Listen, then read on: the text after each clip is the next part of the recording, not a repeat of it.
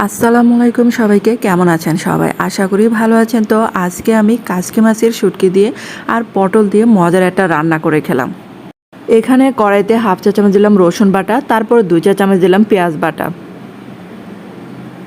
এখন হাফ চা চামচ দিব হলুদের গুঁড়া আর 1.5 চা চামচ দিব মরিচের গুঁড়া, তারপর 1 চা চামচ দিব ধনে গুঁড়া। এখন একটু পানি দিব, তারপর দিব হাফ চা চামচের কম হবে ভাজা জিরা গুঁড়া আর স্বাদ মতো লবণ। এখন এই যে একটা রসুন দিয়ে দিলাম, তারপরে যে কাচকি মাছের শুটকিটা পরিষ্কার করে তারপরে এই যে মশলার মধ্যে দিয়ে দিলাম। আর এখন এই যে কিছু পটল এরকম করে আমি গোল গোল করে কেটে নিয়েছি, সেটা এখন এই যে মশলার সাথে একটু কষিয়ে নেব। কষানো শেষ হলে ঝোল দিয়েছিলাম, তারপরে এই যে ঝোলটা শুকিয়ে আসলে আমি কিছু কাঁচামরিচ ফালি করে দিয়েছিলাম। তো হয়ে গেল আমার এই যে রান্নাটা। এখন এই যে গরম ভাতের সাথে বসে পড়লাম। তো ধন্যবাদ সবাই।